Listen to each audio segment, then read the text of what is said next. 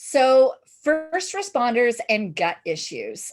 This is one that we dive deep into in my program because there is such a link to so many of the things that are going on with you guys, to the brain fog, to short fuse, to antidepressants and anxiety use, to the needs of those. When you don't have that motivation and drive, you just don't want to get off a couch. A lot of these are linked to your gut. So the way that is probably best for us to get started on this today would be for me to just start talking about two parts of your stress system and explain how they work.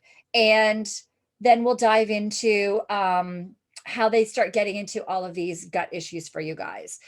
So the gut issues you may be experiencing. Constipation, diarrhea. You could have constipation and diarrhea. There may be foods that you avoid because of the payback. You may eat very differently on shift or hardly at all on shift because you're worried about being able to contain the food that you ate. Gas that can clear a room. There's indigestion, GERD, IBS, we've got Crohn's, colitis, all kinds of gut issues. So to help me out as well on what direction to go in this today, if you do have any of these, let me know in the comments, and that will help me in being able to make sure that I do touch on those for you. So with that, a couple weeks ago, we were talking about in your stress system, the three parts that we have are hormones, nervous system, and gut. Today, we're going to be talking about nervous system and gut and their relation together into gut issues. So your nervous system, the one we're talking about for your stress, you have your stress nerve, your sympathetic nerve, and you have your resting nerve, your vagus nerve. Now, your nervous system is never adapted from caveman days. It does not know the difference between feeling guilty that you're missing out on something with your kids and the stress of that. It doesn't know between you stressing over financial stress, just putting on your uniform to prepare for your shift, or actually being on a hot call. And so it sends out the cavalry and it gets everything ready for all of these stresses. So you are also stressing your body for 12, 24, 48-hour shifts. And what is happening in that is you keep shifting into your stress nerve. Now, as you know, that stress nerve gets you into that fight or flight state. It takes all of the blood out of your organs and it moves it into your extremities. Adrenaline is pumped into your extremities. Your body is doing everything that it can to slow down systems it doesn't need in order to give you energy to fight that fight, to physically be in that battle of being chased by the lion or bear. And what happens is your gut slows down. So your colon, the motility in your colon starts to slow down because you do not need to stop and have a poop when you are in when you're in a stressed state, and you don't need to stop and have a meal. So your stomach acids slow down, which brings me to something really interesting with you guys. How many of you take antacids or proton pump inhibitors, the prescriptions that your doctor has given you for indigestion? Any upset, indigestion, heartburn, any of those symptoms? How many of you went to your doctors and just told them about these symptoms? And the doctor said, oh, that's high stomach acid. Here's a prescription, or start taking antacids. How many of your doctors asked you first or did a stomach acid test with you to find out if you truly did have high stomach acids? Because I'm going to tell you that we have guys coming to us all the time on proton pump inhibitors, on antacids, and are told by their doctor, who has never done a test with them, to find out if they have high stomach acids, that they have all these stomach acid issues. As soon as we test it, all you have to do, quick Google search to do baking soda challenge or stomach acid test. You do need to know if you're on proton pump inhibitors or you have been taking antacids for a long time. This test is not going to be valid for you, and we do not recommend it for you, even though all it is water and baking soda. What you do is you take this water and baking soda on an empty stomach in the morning, Google it, it'll give you the exact ratios and instructions. There's tons of them online. And you're going to time how long it takes you to burp. If you burp within the first 2 minutes with really good productive burps, then that's telling you that your stomach acids are like at a good point. If you don't burp at all, in the 2 minutes up to 5 minutes, there's no burping, you have low stomach acids. Now, in my program for the last 2.5 years, I've been working with first responders. Not one who has done this testing has tested average, normal, or high. Not one. They have all tested low. And here's why. When your nervous system keeps shutting down your gut, your stomach acid production decreases, because when you are being chased by that lion, you don't need to eat the meal, you don't need stomach acids. So your body is conserving energy and putting that energy into the fight by decreasing the activity in your gut. So when you have that stomach acid that is lowering and lowering and lowering, your good bacteria as well that normally digest food can't survive, because it needs that stomach acid to survive. And so this stomach acid is lowering, your good bacteria is lowering, which does not allow you to break down food anymore. So we find with many, I did a post yesterday where I was saying that when I grew up, my dad used to make this really good T-bone steak. We used to buy a side of beef, 1.5 inch thick, and once a week, my dad would barbecue one of these big pieces of meat, and we would eat all of it. And it was the highlight of my week. I loved it. But it got to the point where I couldn't digest a really good, well-cooked steak anymore. My body couldn't do it. I'd feel like I had rocks in my stomach. It wasn't digesting. I would get moody after. I would be tired. I would say I had itis after eating. All of these things would happen. I would get bloated. And then it started hitting me with vegetables, where vegetables, the way that they came in, that's exactly how they came out, fast and furious. So you would get to these points where you would be where I would be, where I couldn't go to the bathroom for days. And then I would be running to the bathroom. That I stopped eating a lot of vegetables. I could eat them more cooked, but I couldn't eat anything raw, meats, all this stuff. So we find with you guys that these meats, these proteins, start being harder to digest, and veggies become harder to digest. So we pretty much live off of carbs.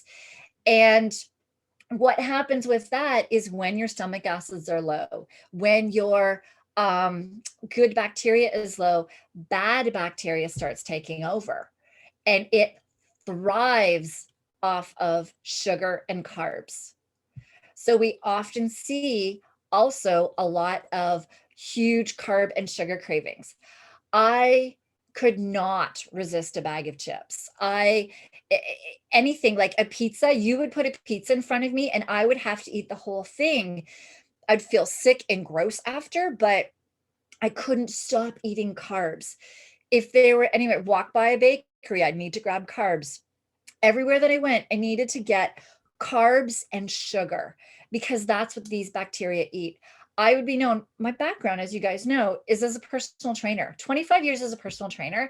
And I would go to a store and buy 4 chocolate bars and inhale them. And I didn't know at the time that it was because of all of this bad bacteria building up in my gut, because living in that stress state, nervous system shuts down, slows down those stomach acids, good bacteria decreases, Can't fight inflammation, can't fight flu. So I was getting constant nagging injuries. My body was getting inflamed. I was getting achy joints. All of these things were occurring.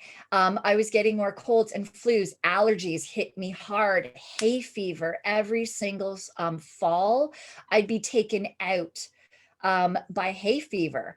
All of these things were all in my gut and occurring because stomach acid slowed down, good bacteria decreased, bad bacteria took over. And that was the end of it. Like it messes everything up. And then it starts doing damage to your small intestine. Your small intestine is only one cell thick. So these cells, as they get inflamed, they get puffed up and they get these joints, these fissures. We call them these fissures, these gaps in between. So you have these undigested proteins going through, these undigested fruits and stuff.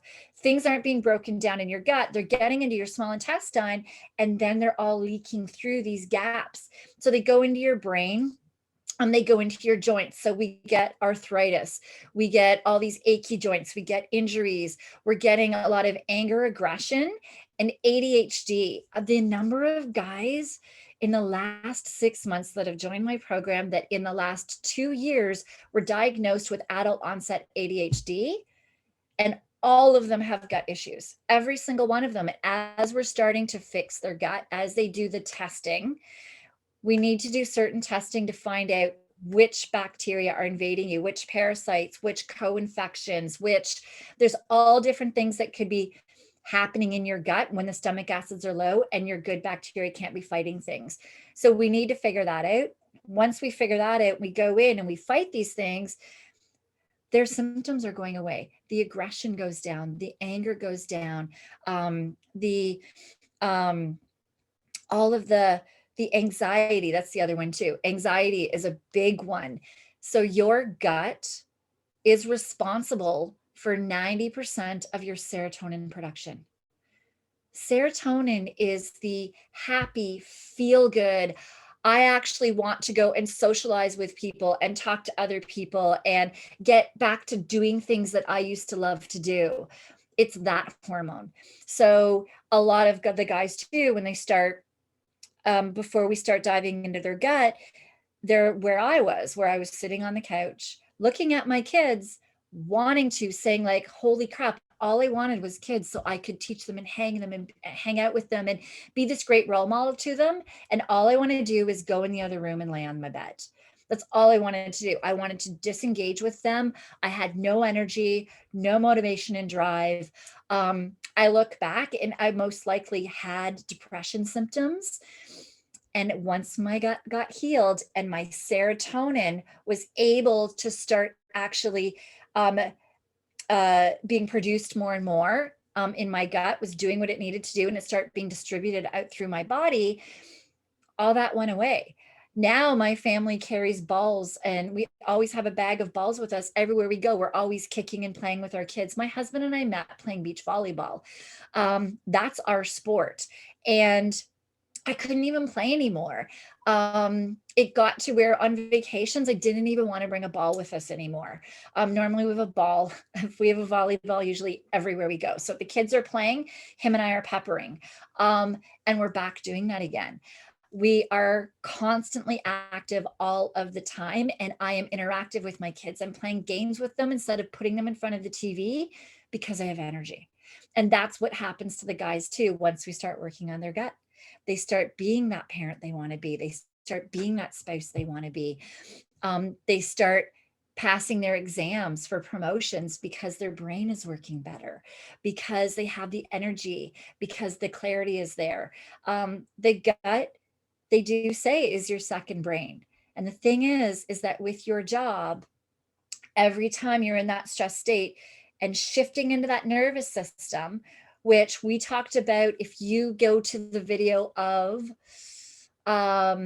short fuse, I believe it is short fuse, and why your tactical is to blame. If you go to that video, that goes more into the stress system and how to be working that one.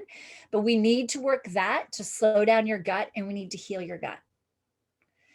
We need to really go in there and make sure that that we're working on it. Claire, apple cider vinegar is apple cider vinegar is such a good supplement, but here's the thing. If there's a lot of stuff going on in your gut, so there's different bacteria that are happening in your gut. So for those of you, apple cider vinegar, if you test low on the baking soda challenge, it's probably also going to come up with a whole bunch of different remedies. There's HCl pills that you can take. There's apple cider vinegar. There's different remedies that you can take to be building up your stomach acids. The thing is that what we find a lot in the program is that with a lot of you guys is that the bacteria has taken over so much that the stomach acids can't get up. So they'll go through the whole HCl protocol and they cannot budge on getting their acids up again, because there's different ones. H. pylori, there's certain bacteria and pathogens that completely deplete those stomach acids. So once we go in, we fix, we test, and we get rid of those bacteria and pathogens that that really push those levels of stomach acids down. And once we get your nervous system to the point where your resting nervous system is as strong as your stress nervous system, and you're not in it as much, so that your digestive system isn't shutting down as often, then apple cider vinegar works amazing to keep those acids up, to help to digest food. We've got digestive bitters, all of those things. The thing is that none of those are going to work none of those are going to work if you have these bacterias, if you have different bacteria and pathogens occurring, different things occurring in your gut. If you don't have those in there and your gut is on the way it needs to be, then these things work amazing. But if these things are occurring, they're not going to work until you fix those. So it's sometimes too where it's just knowing the right order to do things. So for any of you that have tried the HCl, that have tried the different protocols for those things, just know that if it's not working for you, it's not that you're doing it wrong. It's just that you're missing a step. That's all. So that's where we need to go in and really start taking that deep dive, lift that hood of the engine and of your stress system and dive into those hormones, nervous system, and your gut in order to make sure that it is working for your life as a first responder. Civilians don't have 12, 24-hour, 48-hour shifts. They don't have hot calls. They don't have all of the same stresses and pressures that you have. They don't put on a uniform and instantly go into a stressed state for their entire shift. They don't push their bodies the way that you push them. For the cops too, wearing that vest, pushing on your gut all shift, that in itself, especially if you have some bloating going on, like you may find that your belt or your vest for the officers, but your belt at the beginning of the shift fits okay, but by the end it's tight. You feel like buttons are going to pop. Your vest just feels so uncomfortable from the bloating that happens on shift, right? All of these things, a civilian it may occur to them, but they're not wearing a vest. They're not wearing all the gear that you guys do in fire and having to be able to move while you're bloated, while you're worrying about diarrhea and constipation. I mean, this is a safety hazard, because when you're worrying about where a bathroom is or worrying about different things, you're not being able to survey your surroundings. And sometimes you may not be able to react quick enough when something is happening in order to keep yourself or your partner safe. So this is important on so many levels to be looking into. And if we don't dig into and really help these, the gut issues, then we're not able to get you off of your antidepressants and anti-anxiety meds. We're not able to get you, what can start stemming is autoimmune diseases. So we get a lot of arthritis. It can stem into cancers. It really goes into all of these different issues if we don't start going to the root cause and fixing it. So Just Deborah, yes, it will absolutely. Oh, Deanna, thank you for helping. Yes, the video, this will totally live in this group forever. It'll also be on YouTube. All of my videos are on YouTube. If you go onto my website, 911 Lifestyle, and go into the video section, all of my videos are there. And they'll all just pop up for you. So you can go back and watch any of them that you want at any time. They're always there for you. So I hope that this helps you guys understand. I'm really curious for any of you to see what your results are of the baking soda challenge. Do remember, if you're taking proton pump inhibitors, if you're a longtime antacid user, over-the-counter antacids, the challenge won't work, is not recommended. It is definitely not something that we recommend for you. So please don't do it if that is the case. That's where we start working with you in order to get you, with your doctor's help, off of your proton pump inhibitors and start really healing your gut. So check and see, let me know what you guys post in the group, and let me know how many burps you got on the baking soda challenge. I'm really curious to hear. And I'm really curious to hear guys who are the first 5 years of service, where they are, because most of them in my program are like 10 up to 30 years of service. More, I'd say 20-ish, 15, 20, 25 years of service is the average that we work with. So they've had their stress systems taxed for so long. So I am really curious to any of you that are 5 years and less, where you hit on that baking soda challenge. And for you, that may be where the apple cider vinegar may help you guys right now, and also learning how to be working your nervous system. So let me know what your results are. So curious to hear. Anybody has any questions, just know that we are, oh, Claire, yeah, it's, just Google it. Google the baking soda challenge. You can find anything on it, but yeah, I do go in and explain it in the video as well. So just go back into it, and it's absolutely there. So any questions that you guys have, know that everything with us is private and confidential. Your service does not find out. We also have made it in the program where you can use an alias. So even if you are in the program, nobody even knows that you're in it. You use an alias in there, you can ask your questions and get all of your treatments and protocols under your alias name. Nobody will ever find out. So any questions, direct them either in the comments if you'd like, or you can email us support@911lifestyle.com. Again, that's support@911lifestyle.com. If you have any questions, direct them to us, post them in the comments. Your confidentiality is completely utmost and important to us. So just know that. And we are absolutely here to support you. Be safe.